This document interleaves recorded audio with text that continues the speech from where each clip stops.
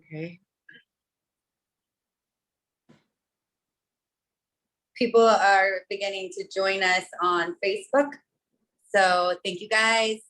Once again, share this feed for us. Help us get the message out there. Media doesn't help us, so we need to do it ourselves.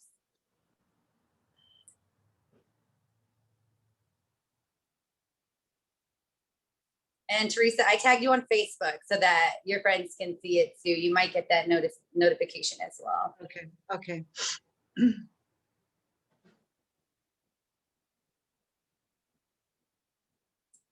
Okay, let's go ahead and get started. Hello again to everybody. And big thank you to Theresa Smith for joining us today. We are doing episode 28 of our Voices of Strength series. Voices of Strength. We are highlighting the victims killed by police in the United States. And these victims are all over the country. We have their families joining us each week, sharing their true stories. All have been killed by police. No families have received justice. All types of people from different backgrounds, different ages, different races, different lives.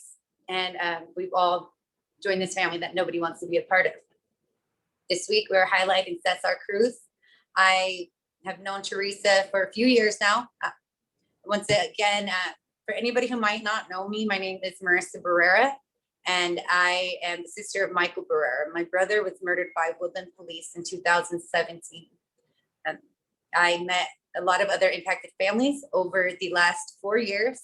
Theresa is one of them. And Theresa, I love you. You've been so good to me, so good to a lot of families. So if you want to go ahead and do a quick introduction for yourself, introduce your son, the PD that killed him, and then we'll go ahead and get started.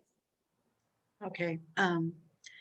Hi, and Marissa, thank you. Thank you for allowing all the families, or whoever can reach out and really try to do this. This means a lot to us because people don't really know what we, the families, go through.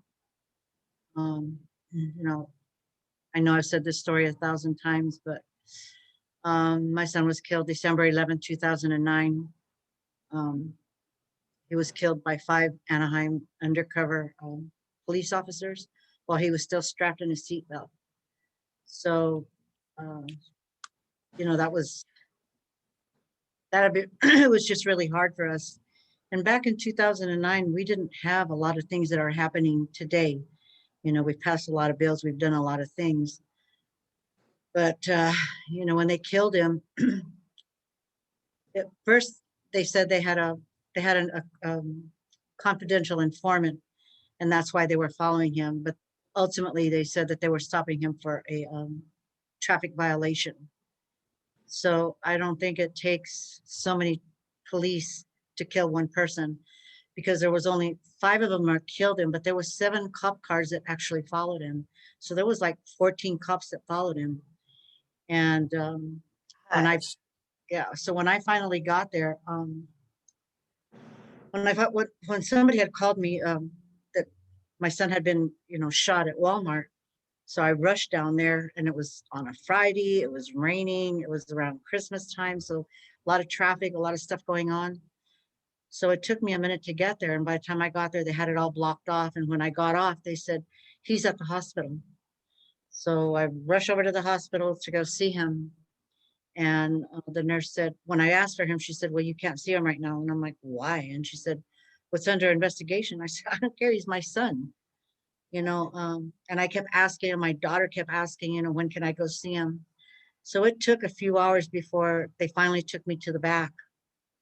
And my daughter went with me. And I remember my daughter said that, that they were questioning me, but I'm still kind of in shock. I'm still trying to think of, you just shot my son, How long, Theresa, do you know, like from when he got shot to when you heard, how long had went by?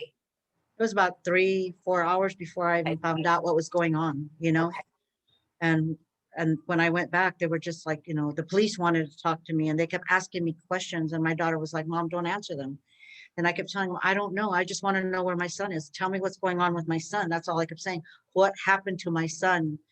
And I guess there was a person there from the DA's office, and they said, look, you need to tell her what happened.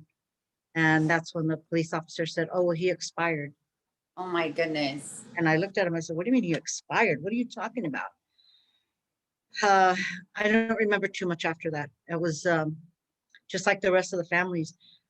How do you get over your son just getting shot like that, you know? Because because my son had called right before he got to the house, his phone had just gotten turned off. So he, he was calling from my niece's house and he said, I'm on my way to pick up the boys because he was going to take them to football practice.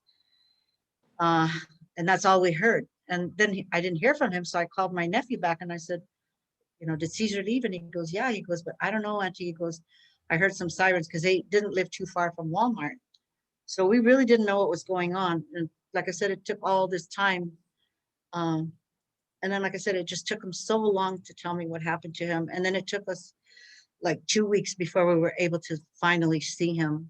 And that was because of a friend that, was working with cremating people. He's the one who picked him up. And that's when I actually saw what. Did you say 2 weeks, Theresa? Yeah. 2 weeks before you actually. And that's when I actually got to see what the police had actually done to him. So, it went on and on. And I, this happened on Friday. On Saturday, we had a vigil for him at Walmart. And then on Sunday, we were talking and I was talking to we were all talking family and everybody. And my grandson, he was like 9 years old. And he says, Grandma, he goes, I remember when you told me about, Martin Luther King and like, God, I can't remember his name though. Why can't I remember? Caesar Chavez. He goes, they did a lot of protesting. Maybe we should do that for my dad. And I said, you know what? That's a good idea. So because of him, we started protesting that Sunday. And after that, we kept protesting for like over 2.5 years. We were out there all the time.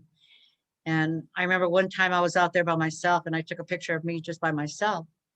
And I had a friend who, she used to protest for Kelly Thomas. She had seen me out there and she said, so she ended up going to the following one. And she said, Theresa, she goes, you will never have to stand out here by yourself, because I did have family and people who helped out. But after time goes on, people kind of, especially friends and stuff, people kind of back off, Yeah. She stood by me and like, even if I couldn't be there, she was there for me. That was Renee. Renee Valenti. Yeah, she was out there all the time for me, no matter if I was there or not. And those are people that are important. I mean, people who really care about you and really are concerned about you. This is the whole thing. It's having people really, really care about what's going on. Not that my family and friends didn't care, but sometimes people had things to do, And it's a lifelong fight and it's an everyday fight. That's something that people see. Theresa, because we do have more people coming on, I'm just gonna update them real quick. We are talking to Theresa Smith, the mother of Caesar Cruz, who was killed by undercover Anaheim police officers. It will be 12 years in December this year. And she's sharing about what happened to her son and her experiences. Anybody who is just joining us now, just feel free to leave comments or questions. We might not see them while we are doing this recording, but we will get back to them later. And he was shot and killed. He was a father to 5 boys. Firstly, he has 5 boys out here still suffering from this loss. And he was shot and killed after shopping in the freaking Walmart. He was in the park. No, he wasn't shopping. He was coming from my niece's house. Okay, that's what happened. He was coming from my niece's house, and he saw like the police following him. So he went into Walmart because Caesar was very aware of how the police were. So he pulled into where there was people or where there was light. If it was at night, Caesar was very aware of his surroundings. Okay, let's back it up. So he was being stalked by these officers before they shot and killed him. Okay, go ahead, Theresa. So, and yes, he did live behind 5 boys, and the boys were between 4 and 17 during that time. And it was, it's been really hard for his boys. They've had to been raised without their dad, and their dad he always used to say, my kids are my world. That's how he felt about his kids. They weren't just his kids, they were his world. and his boys feel the same way. Like he's the world. Like even right today, like it's his birthday. My children, they go through a really hard time, and so do his boys. You know, they miss him. You know, my family, they all miss him. But you know, like I said, we're talking about all what happened. And like I said, it took like 2 weeks before we were able to, that I was actually able to see what they finally did. Of course, that broke my heart to just see those bullets. You know, he had 2 bullets coming out of his head, you know, one through his heart. You know, I mean, they really gave it to him that day, you know. I can't tell you how many bullets were in the car. Because the car was riddled with bullets. And then it took a long time for me to find out anything. So, you know, after we did all the protests on Sunday, I went to see an attorney on Monday, and my attorney was he was really good. I really love my attorney, Richard Herman, that's his name, but he really helped us out. And when I say he helped us out with, he was always there for me. He would call me just to make sure I was okay. You know, he was doing all kinds, he was just an awesome person, you know. So, you know, this is what I liked about him. He really cared about me. There's a lot of attorneys out there that really don't care about the people. They care about the money. And yes, he was going to get his money, but he was also concerned about me, what was going on. He took me to court, you know, whenever I had to go, you know, to my depositions, you know, because I ended up going to the depositions for the 5 police, bless you, you know, with the 5 police officers, you know, and that was hard to hear what they had to say about my son. Like if he was nothing, when he asked the first officer, did you shoot and kill, you know, Caesar Cruz? He goes, yeah, I shot him 5 times. You know, that was just like, really? Like you're ordering a hamburger or something? What the hell? You took somebody's life, you know, and I'm glad we have the 1421, because now we can find out what these police have been doing, you know. But it took me a long time to find out, even from the district attorney. And the reason I found out what happened to my son, which was like about 1.5 years later, was from a journalist that I knew. She was writing a story and she found out, and she said, did you know what happened to Caesar? And I said, no. And then she goes, so she sent me the link, and I was devastated. They sent me like two short paragraphs, like, well, you know, the cops did what they had to, blah, blah, blah, blah. And, you know, we don't find anything wrong with it.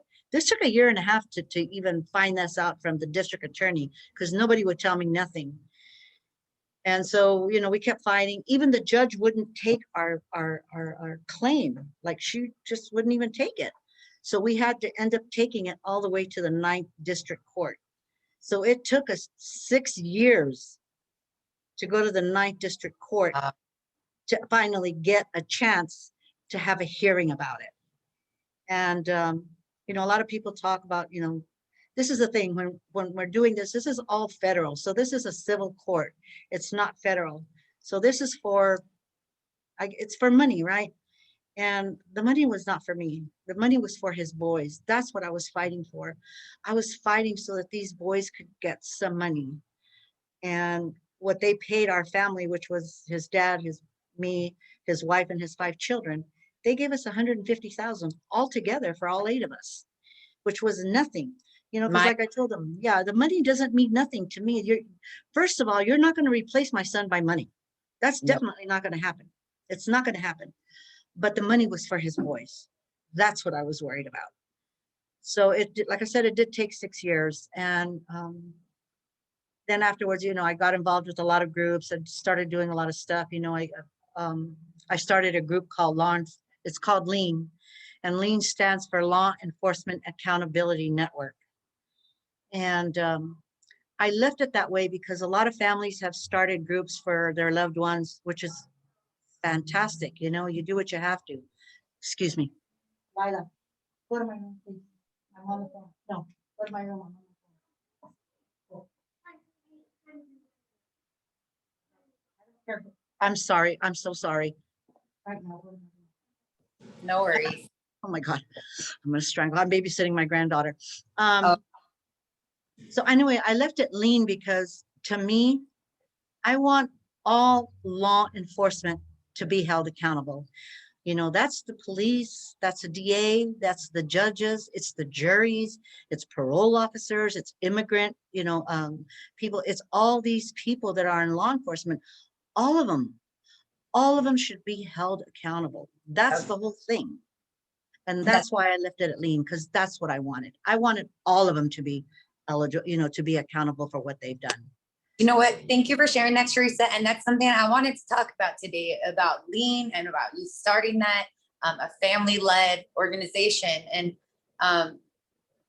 you've been in this so long and you've done it. I want the viewers also to know how much work you really put in, that when this happens to our loved ones, we take on all these roles. We have to learn, we have to educate ourselves, we have to put ourselves, not just uncomfortable situations, but horrible situations, dealing with evil killers and a unjust system. So you turn into all these roles. You know, we're not just activists, advocates. You started your own organization, and I like how you did. And that's something about Voices of Strength too. Is we do see family, you know, creating things for their loved ones, which is beautiful, and it's a great way to honor. But like you, I wanted to make it broader and really cover, you know, all the people. So lean does that as well. And exactly what you've been saying for all these years, accountability. That's exactly what it is. You know, this is what I tell people. We will never get justice for our loved ones. Never. You're not going to give our loved ones back. That is your justice. What I ask for is for accountability. And this is what I've been fighting for, especially now that we've been fighting all these bills. And I started back when we did the racial profiling. That was a very hard bill that we had to pass. It took, I mean, there were thousands of us going to the state capitol, and, you know, we were up there, and Governor Brown said he was not going to sign the bill. And, you know, we went through all this stuff when this first happened. And we were up there for about a week. You know, people were sleeping outside of the capitol and making phone calls. But on the last day, he finally signed it. And I don't know who believes in this, but I believe God made him do it, you know. And then, you know, we've had other bills, the 1421, we've had the AB 392, you know, now we have the SB 2. These are all bills that we have to keep fighting. You know, it's sometimes I get discouraged. I mean, you know, the wording isn't always the way we would like it to be, but little by little, and I'm saying little by little, I'm talking very, very, very, very small steps are being made. And we have to continue this. You know, I get, like I said, I get tired. I'm exhausted. You know, I've had 2 strokes. I've had an aneurysm, and I'm still here, and I'm still fighting, and I still keep doing it. You know, what I've also done to help Lean grow is I didn't join, but I also supported other organizations like people with human trafficking, you know, people who are doing time, you know, immigration, homelessness, veterans. And I guess in participating with these other organizations, that helped me introduce to other people. And those people have helped me out to get along, even with what I'm doing, you know, with law enforcement. Because back in the day, I'm telling you, 2009, nobody believed this. They believed whatever you did, the cops were right, period. Today, things are much better. You know, so many things have happened, especially this last couple of years. And I'm glad that this continues to happen, because like I said, you know, myself and the ACLU, we worked on a program for, we did a report on Anaheim, because I think it was in 2012 where I think that year they killed like 12 people or something like that. That's all Anaheim. That's for one city, you know. And I tell them, Anaheim honestly is owned by Disneyland. You know, I used to protest in front of Disneyland. Oh, the first time I protested out there, they were like, get her out of here. Get her out of here. And I'm like, you can't make me go. This is public. This is the public, you know, this is just the sidewalk. You can't make me go. And I didn't, you know, I kept going back. But like I said, we did do this report in Anaheim, and I'll tell you, it was back in, I'm looking at this thing, back in 2000 and, let me see, I think it was in the crime rate in 2016. In 2014, the FBI rated Anaheim the second city that had the most violent crime. That's a lot, right? And this is years later. I mean, the death rate was also worse with people of color. From 2003 to 2016, 61% of the victims of officer-related deaths were Latinos. Okay, that's an awful lot, you know. So these are things that people don't really understand. There's, you know, we do a lot of, you know, especially people that are getting new to this, you know, and they're finding things out. It's so hard.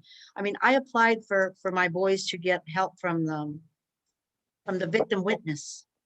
So it took over a year of me sending papers back and forth and talking to them.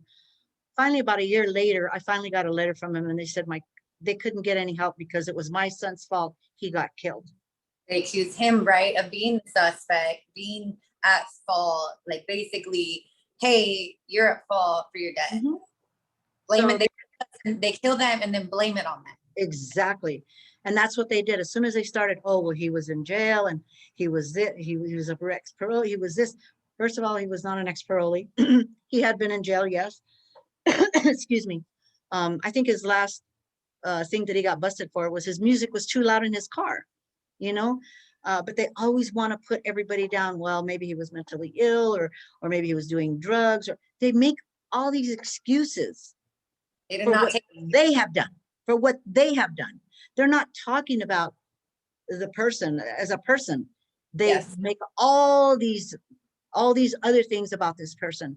And that's the thing. People look at it and, oh, well, maybe that's why he got killed. No, people are getting killed for no reason. We have seen this time and time again, especially now that we have, you know, video, especially now that we have video, you know, now the police are now having to release their videos. We are seeing so many lies.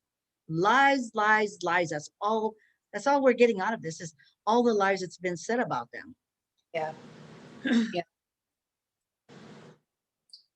Gosh, it's the same thing over and over. You've been seeing it. I think back to, it's been over 4 years for my family now, and it feels like forever.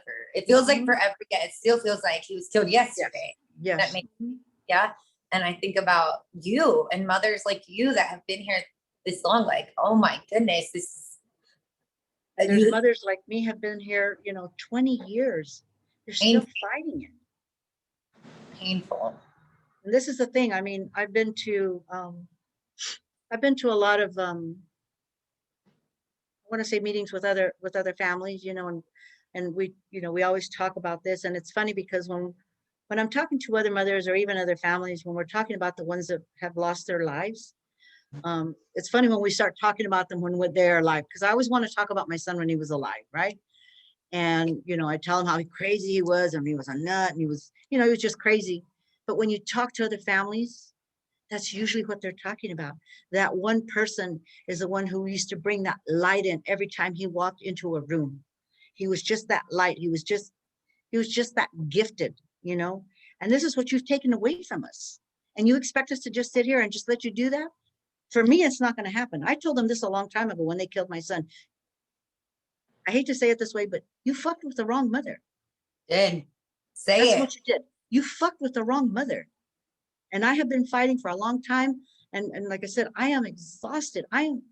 Sometimes I just want to lay down. I don't want to do anything.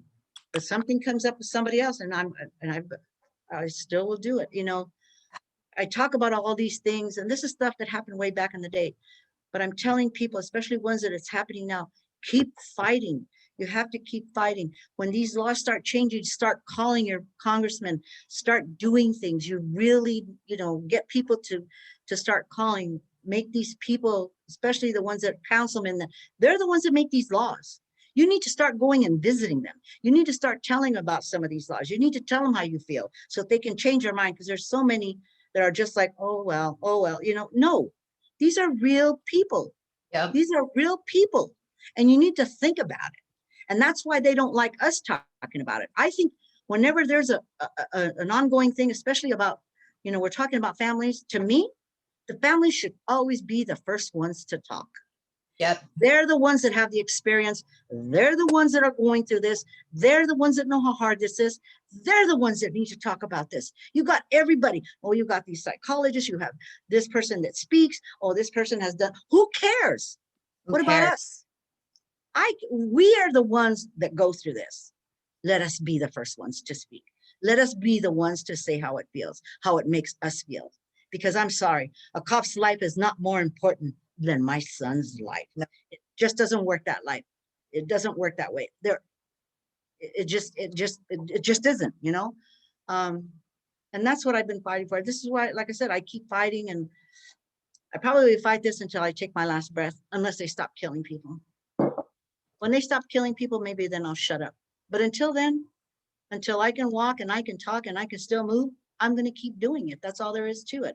So this is why I'm saying, other people that are on here, listen to what I'm saying. You really, if your council members know who they are, find out in your area, and you need to start talking. When you hear about a law that's being changed, you need to call them. You need to not just call them, you can go visit them and tell them how you feel. Tell them what's going on. Show them the real meaning, because, you know, this does hurt. You know, there's been a lot of times that sometimes I'm talking, and just like now, I just want to start crying. You know, it's hard. It's hard. Today's my son's birthday. After this, I got to go to the cemetery. You know, this is horrible. This is just terrible for us. So I'm telling you, people, go out there, get out there, and really start pushing this. If this is what you really want for your loved ones, fight for them. Fight for them every way you know how. Because all this research that everybody keeps coming up with, trust me, I've done all that research, and I can talk about it all day long, but it is what it is. New people will constantly do it, but there are so many things that we really don't know that we, the community, can change. And it's us. We have to change it. Thank you, Theresa. Thank you for all of that. You're hitting some really great and really important things.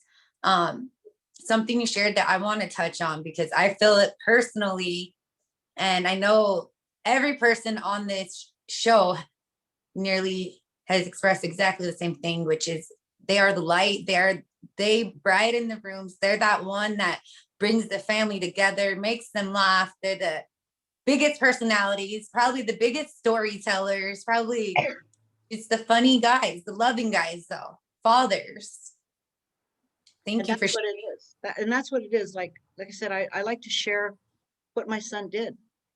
You know, my son was alive. He was the dash between the day he was born and the day he died. My son was that dash. That's who he was. He's a person who lived. He was my crazy son. Like, Caesar was always very characterized about everything he did. You know, he would be as growing up, he was Spider-Man, he was Superman, he was, you know, he was always following somebody, and he would have to wear their suits. He would have to be like them. He was always following somebody, and then he became John Travolta, he became Prince, and he would copy them, you know. That's just who he was. And as he got older, he would always tell stories. That's what we put on his thing, is his stories, because Caesar could tell you a story for days. He used to call me at work, and I'd be like, son, I need to get breakfast, lunch, and dinner, because you're not going to stop right here, you know, because that's how he was. He would just keep on and on and on. My brother was. What I love about, and this is why I started this series, so we could share things like this, humanize our loved ones, share our truths, and these details, they freaking matter. They matter. And I want to hit a comment that came from a mother. We have Donna Michelle Acevedo Nelson, so Joel Acevedo's mother. And she shared a comment that I wanted to read. Anaheim, the 9th deadliest by police. Kelly Phillips also killed her son. Bruce Lynn killed David Reyes in 2011, Rhea, sorry. And just hitting that, they're repeat killers. So I want to thank Mother for sharing those comments, and then also highlight what the hell is really going on here. Because of those 5 officers that killed my son, they're the ones, 2 of them killed Donna's son, and then, you know, which was Joey, and then they killed David Raya.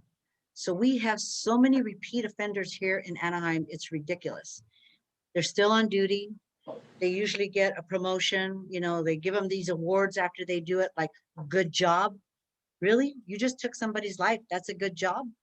No, that's not the way it is. So thank you, Donna. Thank you for doing that. And I meant to mention that. It's just sometimes I get a little confused. Oh, and there's so come on these And anytime, I think all of us families, we do interviews or speak, there's so much. You have 12 years nearly wrapped up, and to even get it all out in one day is not doable. But, and I want to share those things too. It just, we go back to, hey, if like, to make it simple for people that don't seem to get it, if they were held accountable, they wouldn't have killed her son, her son, her son.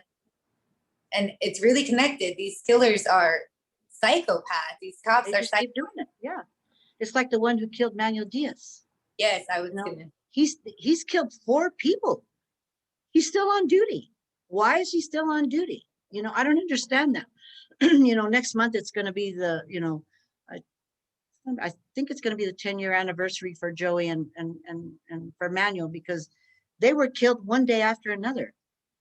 You killed 2 people like one day after another. I mean, this is the thing that was happening in 2000. They were just killing people and killing people. It just, you know, I think Martin was also killed that year Yes. in March. You know, there was a lot of people that were killed that year. It was crazy. And this is what we're talking about. You just can't continue, and you're still on duty. You're still on duty, really? Getting No. paid. Yeah. Thank you for sharing those. When I do, most of the families that come on, I've already built a relationship with them prior to starting this, but I still always will look at articles and just look up their name, because I know it's going to be that first narrative. It's going to have articles, and then I know the truth, with which I hear from the families, but I always want to look and compare. It's always the same thing. But when I looked at you guys, I see all these families that I know now, that it just really shows us how many years ago this hit you guys. You guys been fighting. And with this, I want to say R.I.P. Genevieve, also Manuel Diaz's mother, Yes. passed and never got justice for her son. Right. So it's real. And then she didn't get accountability. Yes. With that, I want to say, like you mentioned earlier, in case anybody missed, you have had your health issues as well that you faced during this. You had a very serious surgery last year, and I don't know if I really told you, but I was terrified, and I was really scared when you were recovering, and I wanted to make sure Theresa you were gonna be okay and come back. Well, here I am. Yeah, you came back. I'm still not fully there, but I'm pretty much there, you know. But it has been really hard, and I think I've walked away from a few things, except for this police violence. It took so much of a toll on me that I think that's some of it. A lot of it was probably stress, you know, and other mothers, you know, it's happened to other mothers that they've had stress, you know, other families. You know, at one time there was so many of us together at one time, you know, especially here in Anaheim and even other cities, you know, other cities from around here, like LA and all that other stuff. We were all getting together. But I think as time goes on, and this is hard, and trust me, I have nothing against this. It's just hard for some families to continue to do this. It's hard to tell the story. It's hard to hear it, because every time you hear about something happening to somebody else, it hurts you. It hurts you the way it hurt you when you lost your son, because you know what that person is going through. So people walk away, you know, so this just isn't for them. They have to deal with it in a whole different way. You know, it's hard. I feel sorry for the children. You know, these children have to go through so much. And I say this because I know that my boys have gone through this, where they just feel like they just want to die. And that breaks my heart. It really breaks my heart, because I've heard this from so many mothers, that their children, that they just want to die. They just want to go, they want to go with their dad, you know, or, you know, their mother or somebody. And that's really sad. And who's there to help them? We don't have anybody to help them out with this, because even in school, this can affect them. You know, thank God my boys went to a school where everybody knew them, so they understood what they were going through. But some of these kids are in school, maybe they're not doing good in school, or, you know, they're not really concentrating. And then all of a sudden, well, they're not misbehaving. You're not understanding what they're going through, because you don't know what they're going through, the trauma that they've had to go through. And it's not just that, because then the kids find out that their father's been killed by police. So what do kids say? Oh, well, he must have done something wrong.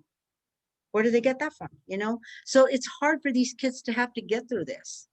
And, as they become teenagers, I think it becomes even harder. I say this because, like with my boys becoming teenagers, they still have a lot of ways like their dad. But by this time, they want to be their own person. That's what they want. They want to have their, like Cisco goes, I'm not Caesar. I may act like it, but I'm not Caesar. I'm Cisco, and that's true. This is true for a lot of kids when they become teenagers. They don't, you could say, well, yeah, you do this like your dad, but they still want to be considered themselves. And it's hard for people to really understand that, and other people are constantly telling them. So sometimes it's hard for them. And it makes me really, really sad that they have to go through that. Just let them be who they are. If they don't want to go to the cemetery, don't make them go. If they don't want to talk about it, it's okay. It's okay, because eventually they will. And as they get older, as they start to understand, then they get a little, their mind grows a little bit, better, and you can talk to them. Because now that my boys are getting older, we talk a lot about what happened to their dad. I let one of the boys read the autopsy report, and just all the things that happened, the pictures of his dad, and it broke his heart. It broke his heart because I never let him see it. And he said, Grandma, he says, I'm so glad, he says, that you didn't let us see this, because if I would have been 10, I don't know what this would have done to me. So there's time for everything that you have to really pay attention to what your children, especially the children of, that have lost their dad or their mother to police violence. You really have to understand them. And the siblings, man, I'm going to tell you, and I feel for you, Marissa, I know what my kids go through. It's not just his birthday or his anniversary.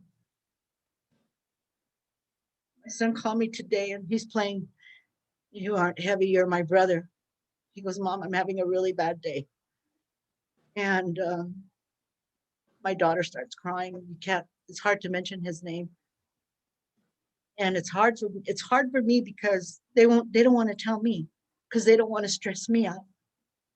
So who do they, they don't really have anybody to talk to. So sometimes it's really hard for the siblings, because it's like you guys grew up with them. You're closer to them almost than a mother. A mother she just feels it from her heart. That's just my child. I had him. I birthed him in here. That's the way it is. But for your siblings, you guys grew up together. You guys do everything together. You tell each other secrets. So it's really, really, really hard. And it bothers me. That's all. It bothers me, and there's nothing I can do except hug them and tell them I love them. That's all I can do. Yeah. Thank you for sharing that. I think a lot of people just are so impacted by this, whether the parents, and we're all at so much what we're going through, we don't sometimes realize. So what you shared about, the siblings, your kids sometimes not wanting to share these feelings with you, I understand that personally, but I also, other siblings have expressed that to me as well. If they're the ones trying to hold it together. And then the kids, it's definitely something that needs to be spoken on more. And those, 5 young men, it's a big thing. It needs to be spoken on more. And it's hard because most of the time we laugh about things. I have a video of my son when he got married, and it's funny because his youngest one wasn't born there. They had already 2 kids. But anyway, we're watching this and he's talking and he's laughing and he's laughing at his dad. And then he looks at it and he goes, Grandma, how come I'm not in that picture? I said, well, you weren't even thought of at that time, because they only have their 2 older kids, Yeah. But he likes to hear it. He likes to hear his dad. He likes to hear him laughing, because Caesar had one of those crazy, oh my God, one of those crazy laughs, it's just like, I'd be like, oh my God. I'm telling you, you could hear him. You could hear him from outside. Even if his radio was full blast, you could hear him walk in the room, and that's all you could hear was Caesar's big voice, Yeah, I remember. That's one thing I always remember you sharing about, his crazy laugh and personality and everything. And Yeah. that's what I want a lot of families. Talk about your loved ones the way they were when they're alive. Don't forget that dash. Don't ever forget that dash because that's who they were. Yep. It's not the day they were born. It's not the day that they were, were when they left us. It's Yeah. all in between. You need to really think about that. And that's what it is for me, And I hope that somebody will take this advice because it does help you. Um, it's hard to get over it. I mean, like I said, it's going to be 12 years and today's really going to be bad for me. But I want to take a minute and just really happy birthday, heavenly birthday to Caesar. And for anyone who may have jumped in that it's his birthday today. And this man would be turning 47 years old. So it's an extra special day for his mom and to be on here and sharing with us. And I appreciate you coming on. That's why when you said it's his birthday, I'm like, we could do that. But if you feel that, if you feel comfortable speaking, you also mentioned earlier that some family about the part that like, don't push things on the kids. Don't make, everything differently. I think that's important. A lot of families on the low, a lot of families are having a lot of beefs and just a lot of other issues that are started because of this life that screwed up. And it's hard because, and it's not just, it's with family want to say things and, it I think when you lose somebody like that, you don't know what else to say. Yeah. At first you're in shock. You're like, what the hell just happened here? Yeah. I think my first year, I mean, I did a lot of research. That's what I did. Yeah. But I just kept thinking, did this really happen to my son? Did they really freaking take my son from me? And then the second year, it was like, oh my God, I think he's gone. I don't know. And then like maybe the third, maybe into the fifth, I realized he's not coming back. And for me, that's the hardest part, him not coming back, So it is hard for a lot of families, and it's not just the mother, it's not the kids, it's all the family. Caesar, we come from a humongous family. My mother had 15 brothers and sisters. There's like over 500 of us as cousins. We are humongous. And, and a lot of them knew him and they loved him. I mean, I'm telling you, Caesar, everybody just loved Caesar. You either loved him or you hated him. That's all there was to it. I understand. There's no in between. You loved him or you hated him. That's all it was, right? Yeah. So it just, but the people who loved him, I mean, it's just been really hard for him. His nieces, my nieces really miss him, because Caesar was the type of person you could always go to. If you needed anything, I don't care if you needed a ride somewhere, if you needed a place to stay. He already had 5 kids. But if you didn't have a place to stay, he'd be like, oh, well, you could come and sleep on the floor. If he would feed his kids first. If there was anything left, he'd feed whoever needed it. If somebody needed a ride, here, come on, let's take you. He never really had, a good job, but if you needed a couple of dollars, he'd give you a couple of dollars. If you needed somebody to cry on, he'd say, here's my shoulder. If somebody did something to you, he'd be like, who did it? Who did it? Yes. I want to know who did it, because I'm coming after them. So he was a man. He was a man. He was one of the men in your family and a protector and a lover. And gosh, I have in just a minute here, I was having some technical difficulties again playing the video. But I have it. I'm about to share it as we're speaking in just a moment. So just a heads up. But, I love hearing these things about the loved ones. And I relate to all of them. Everything you're sharing. Yeah. You understand what I'm saying? Yeah, goes back to, hey, these people were. And one thing I've been saying too, I'm like, okay, they put this bad rap on our loved one. They murder them. They blame them. All of that stuff. But then think about it. I'm like, I know for sure Michael and I know for sure Caesar were better freaking men than those people involved that freaking stalked, killed them. All the people that helped cover them up. They're killing our freaking men. Yes, they are. No matter what anybody says, oh, he might have been in trouble. He might have. Well, you know what? This system is fucked. There's a lot of people in there for things they shouldn't be. There's a lot of people targeted. There are a lot of people. That's a whole different Yes. of wonder, but I don't judge people, or even if they have been in trouble, I would trust someone that's been in prison more than I would trust a pig personally. But we're left to also defend our loved ones through while our grief, is at the highest. So I love this, that we share these things and good moments like that. So I thank you for sharing them with us, Theresa. So with the pictures I'm going to share, I just want to say, and I know anybody watching will see it, like these pictures, love. The way your son is hugging you, the way he holds you, and his sister, there's one where I'm going to get him up right now, but there's one where he's hugging you and his sister with that big old smile. And, it really makes me sad, but it makes me happy that you guys had that and that you're sharing it with us.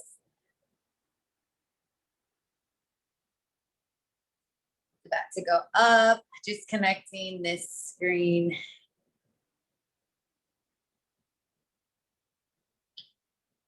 And then again, for anybody who is on with us or people who will watch the replay later, impacted families with these shows, I always encourage you guys to share your loved one's name, share the PD that killed them.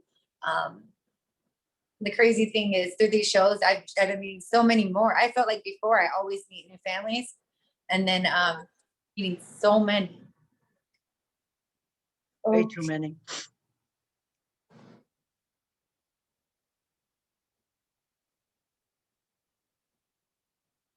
And if you put it on the video where the boys are carrying his coffin. I love this picture. See that smile? So I'm going to play it through. If there's any that you want me to stop on, you can share about them. I had to redo a video, so I'm not sure if that one is still in there. Oh, I've been having difficulties on the Zoom, but I could go to it from the screen.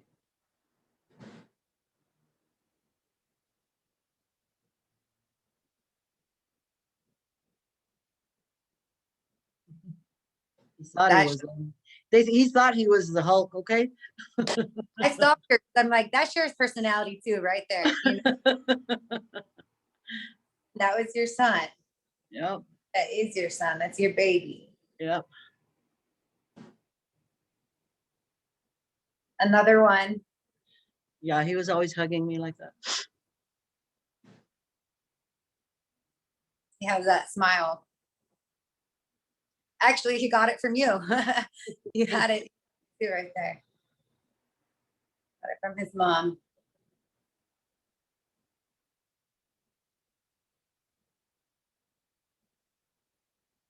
I got some of them from your page, and just the smiles one again. Yeah. He always had that big old smile. On this one here, this one's funny because I had given him for Christmas, I had given him a present, which was oh my God, panty, not panty.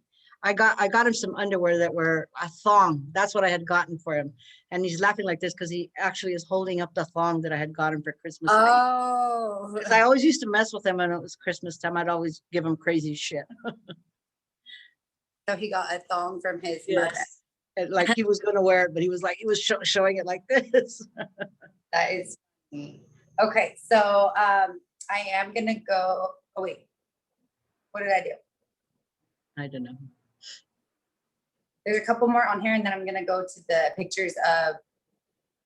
I want to share. I wanted to stop here too because I have been sharing these, but I want to briefly share that these are made for people who are killed by police, and they're volunteer people who make these. And I see older ones like your sons. You could tell that it's an older one, an older style one, and just again puts into perspective how many there are, and there's a need to even make buttons like this.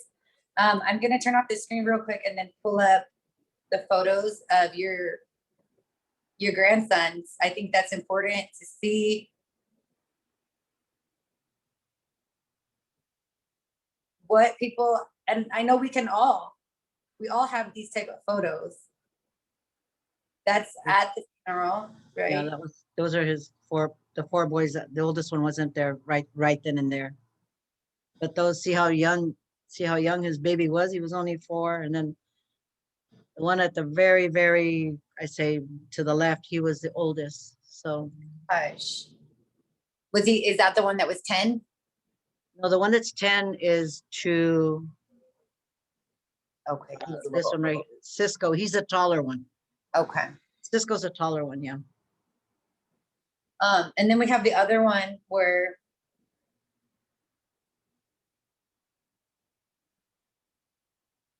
Now these are his sons in the front, and in the back you can see his sons carrying his coffin.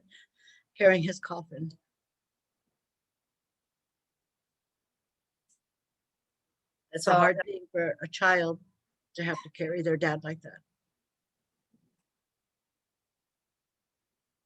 and that's something that, even though this is hard for us to share these kind of moments, to relive them, but we share them with other people, and part of raising awareness so that we can get accountability and changes.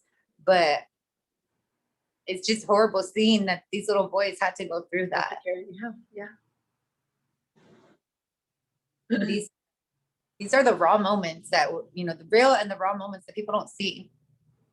Yeah, that they don't really know what goes on. Like, we had these people who carried him in, and then when he got carried out, there was 6 other people because everybody wanted to carry him. My goodness. All right, I'm gonna close that one up. Thank you for sharing those with us, Theresa, and just sharing your story too. I know you've shared a lot. Is there anything, I want to ask if there's anything we missed that you wanted to cover, but also you have directed some things at the new families, but I just want to, if there's any final words, for the families or people that may be new or that are still fighting in the beginning stages. And I think, wherever you live, this is what people don't understand. When this happens to you, you need to find out the policy and procedure of where you live, find out what the policies and procedures are for police, find out what your councilmen are doing, find out what your congressmen and all of them are doing. You really need to get involved. Those are the people we need to push, really. We can shout and we can scream and we can do all this stuff, but you need to get to those people. You need to get their votes. You need to make sure that they're doing it. I mean, not this, a couple of years ago, 2 years in a row, I was in Sacramento on Caesar's birthday. That's where I spent his birthday, was fighting for these laws to get passed. So it's a hard thing to do, but this is something you have to do. And it is, like I said, it is hard. And when you have to take a break, take a break. I didn't take a break since they killed my son. And evidently, for some reason, my higher power, my God, made sure that I took a break because I wasn't taking a break. And I don't want to have that happen to anyone else. When it's time for you to take a break, kick back, relax, do something, enjoy yourself, whatever you need to do. But always make sure that you take a break. Like I said, it'll take too much out of you. Like I said, I've been doing this almost 12 years. This is ridiculous. And I just don't know what else to say. That would be my biggest thing. Do what you got to do to fight all this stuff, but take care of yourselves. Take care of yourselves, because we're the ones that are going to push it.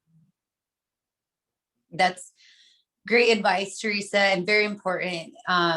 I've learned that personally myself. We go. I know there are new families too. When it first happens, we dive in, and nobody knows what to do. There's no right way to go about this stuff. There's no, laid out manual. And a lot of people get burnt out, and it messes with people physically, and then emotion, every way. So that's great advice. One thing I do want to share is that you are somebody in this fight, in the movement, who has spoken to me personally too about, the healing side, taking care of yourself. getting through that grief and trauma. And that's something that also isn't spoken about much. So I appreciate you for that. That's something, there needs to be more of that.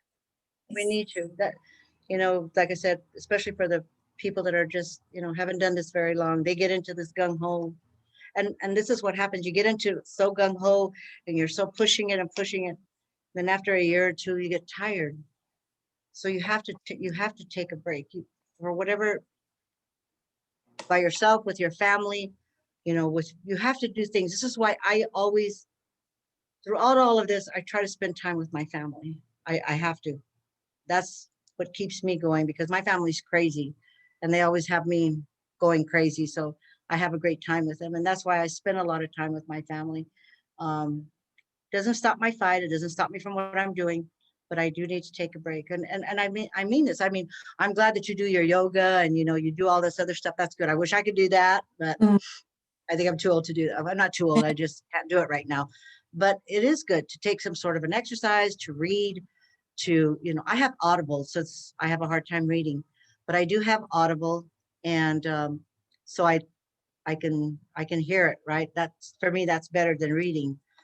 And so I think reading, writing, drawing, there's a lot of things that can really take away for a moment, because you're not going to ever forget this, but you have to take, if it's a moment, if it's a couple of hours, if it's a couple of days, take that time. Yep.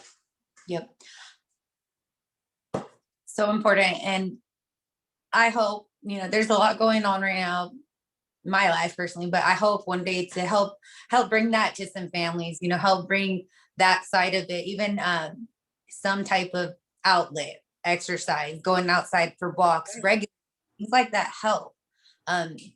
Even if people, different. And okay, I'm going into, my background is in fitness and health and things, like I used to be a trainer. So kind of going back that mode, but I think about it, and it's important for the families. One, we are all fighting, so we need to be strong on the inside and the outside. Two, it's always just gonna be healthier for our bodies and for our minds. So, and there's a lot of people who like to draw. There's people who like to write songs, write a story about this, I mean, just go out to the beach. yeah, Just go out to the beach if you have a beach near you. Go yeah, out to the beach, lay down for a while, just kick back, or go for a hike. I mean, put on a movie that you like to watch. I mean, there's so many ways to get away from all this. And so, like I said, during this time that I've had to go through this, I've watched a lot of crazy movies. And especially with the COVID, you really couldn't go nowhere. So I've watched a lot of programs and series. But I'm still having a little bit of trouble reading and writing. This is why I have the Audible. That's why it's good for me. yeah. I just read a book by Jenny Rivera's daughter called The Forgiving.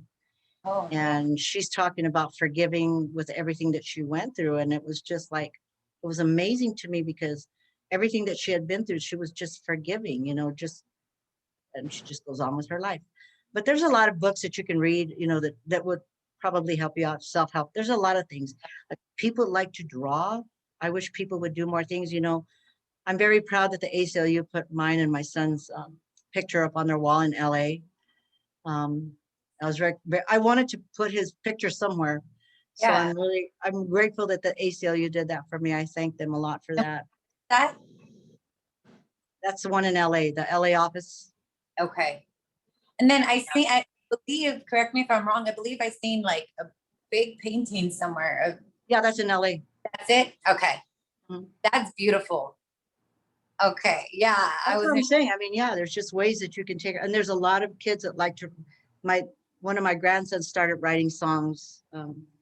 Thought he could be a rapper for a minute. So he started writing songs, but it helped him. It helped him get through what he was going through.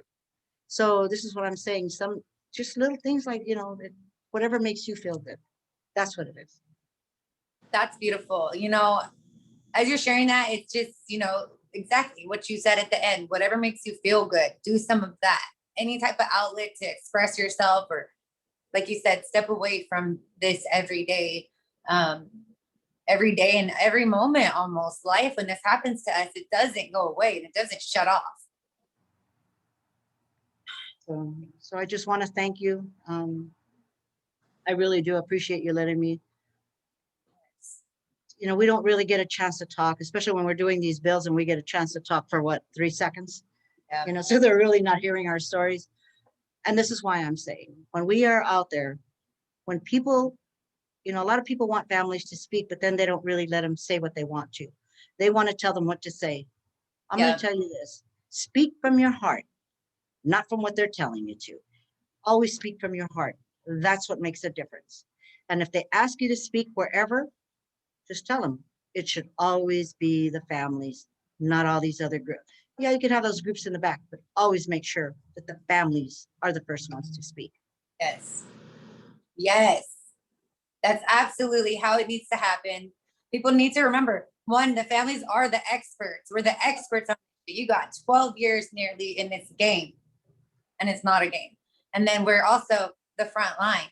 The families at the front line. Our loved ones were murdered and killed, and we've been the ones. And these other people we know, and we've lived it. So yeah, and that does happen a lot. So thank you for sharing that. I know other families can relate, and it's a part of the problem. So thank you. Share from the heart, speak your truth, and take time for you. This is great.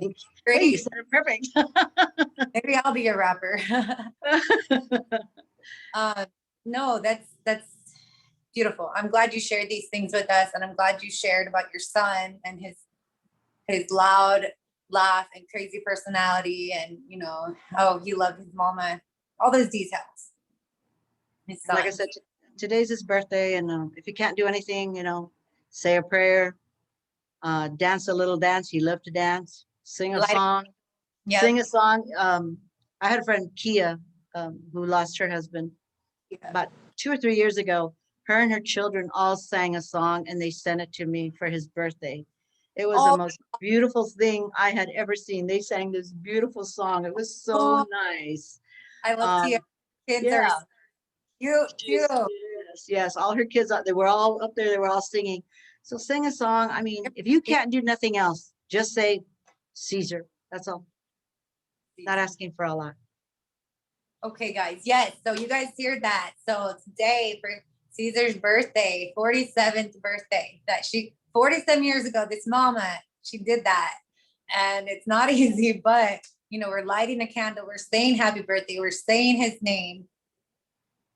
Thank you guys. And we got comments. There's over 100 comments already. So when not today, or just when you're in a good space, I always tell the families after these, it's a lot, you know, it's a lot that you're releasing. So just, you know, go ahead. Don't think about any of the comments, and just, you'll see all the support and the families. Some left comments about the things you were sharing. So is there any? There's just one more thing. There's just one more thing I want to say. When I meet families, and I know people are funny about this, some people are. This is just me. When this happens to a family, the only thing that I can say to that family is just give them a hug and tell them I love them. Period. Nothing else matters to them when they're going through this.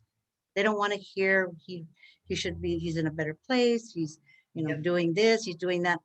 If you have children, which one of your children are you going to give up? Really? That's not going to happen.